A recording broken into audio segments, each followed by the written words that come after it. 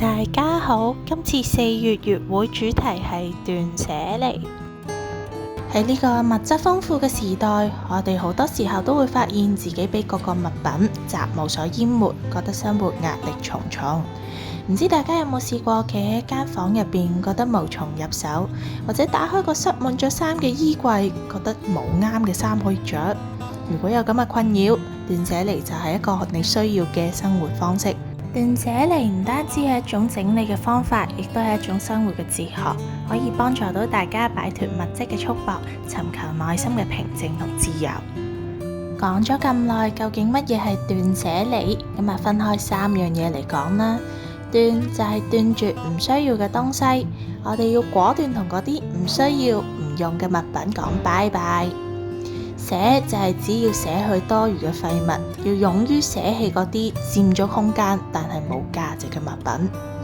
離就係離開對物品嘅執着，擺脫我哋對物品嘅依賴，學會用更加輕盈嘅心態面對生活。斷捨離有幾個核心嘅原則，第一個就係以現在為重。當我哋諗應唔應該保留一件物品嘅時候，唔好諗住未來用唔用得着，而係要諗而家有冇需要，用唔用到。第二個原則係重質不重量，我哋應該選擇少量但係高品質、多功能嘅物品，而唔係囤積大量平但係品質一般嘅東西。第三個原則係要定期整理，養成定期檢查同清理屋企物品嘅習慣，唔好俾啲嘢越積越多。第4個原則係要提高消費意識，每買一樣新嘅物品之前，諗下究竟佢係咪真係需要，亦都有價值買，係咪真係幫到自己呢？避免衝動消費。第5個原則係尊重物品，有啲物品可能我哋以後或者而家用唔着，咁即使係決定要抌都好啦，我哋都感謝佢哋曾經帶嚟嘅價值，然後幫佢哋揾翻個新嘅歸宿，可能係轉贈俾人，可能係捐俾有需要嘅人士。講咗咁耐，咁究竟斷捨離有啲咩好處呢？斷捨離可以幫我哋減少壓力，提高生活嘅品質。當周圍嘅環境變得乾淨企理嘅時候，人都自然覺得開心舒服啲啦。除此之外，減少咗物品嘅數量之後，我哋花喺揾、整理同清潔物品嘅時間亦都減少，亦都慳咗我哋好多時間㗎。另外，喺一個簡潔嘅環境工作同埋生活，都幫到我哋好好集中注意力，提高我哋做事嘅效率。通過斷捨離，我哋亦都會更加珍惜而家擁有嘅物品，培養我哋一個知足常樂嘅心態。最後，當我哋唔再俾過多嘅物品困擾，就有更多嘅時間同精力去追求自己真正想擁有嘅東西。講咗咁耐，咁究竟點樣先可以開始做斷捨離啊？首先，我哋要有一個自我審視嘅階段。譬如列出我哋理想生活嘅安排係點樣嘅。如果你話我理想早晨每日係要飲一杯手沖咖啡，咁我就必定要買咖啡機、磨豆機同埋咖啡豆先得啦。如此類推，去幫自己諗翻究竟我理想生活中係點嘅，而我理想生活中又應該有啲乜嘢物品係必須嘅。呢個步驟亦都可以幫我哋慢慢去發現自己生活中真正重要嘅物品，同埋邊啲係浪費咗我哋嘅時間同精力嘅。第2個階段，我哋係要將我哋嘅東西分開為需要同唔需要。以下就提供6種思考嘅方法俾大家嚟評估下呢樣嘢究竟係咪大家需要嘅呢？第一樣係一個重買思考法。如果呢樣嘢掉咗冇咗，你會唔會重新買過個呢？如果個答案係唔會，咁呢樣嘢或者就唔係你需要嘅東西啦。第2個方法係旅人思考法，換言之，即係如果你要長期去旅行，會唔會帶埋呢樣嘢呢？如果要帶埋佢先得嘅，就證明佢真係一個你日常生活中嘅必需品啦。第3個方法係拍賣思考法。如果有人想同你買呢樣物品，你會唔會願意賣俾佢呢？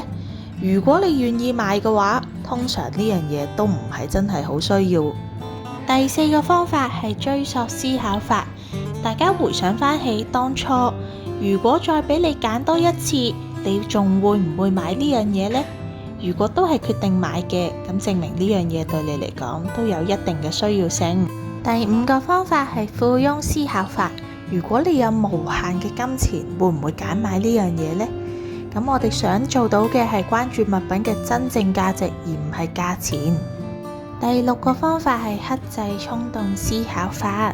我哋大家要諗諗，如果而家唔買呢樣嘢，可以慳到幾多錢呢？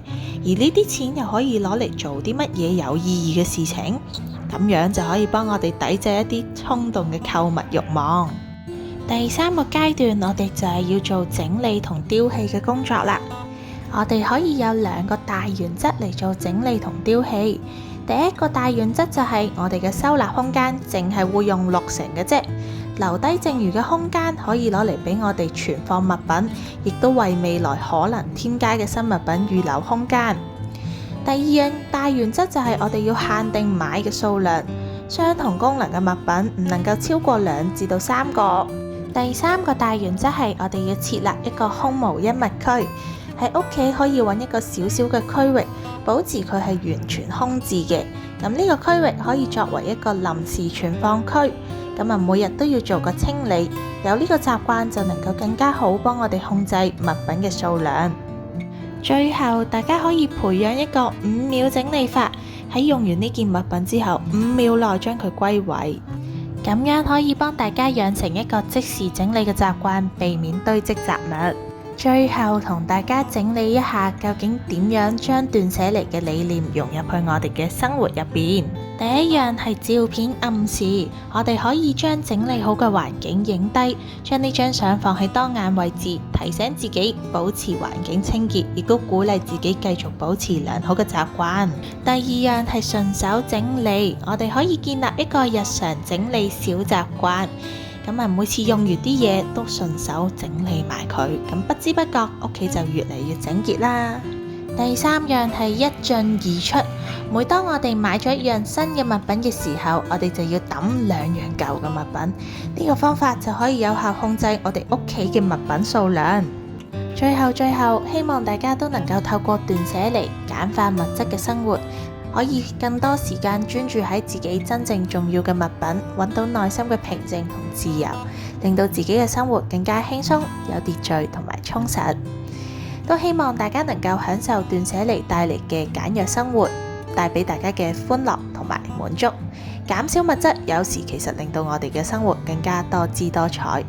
唔再受物品嘅束縛，就真正能夠做到自由追求內心渴求，實現我哋更加有意義嘅人生目標。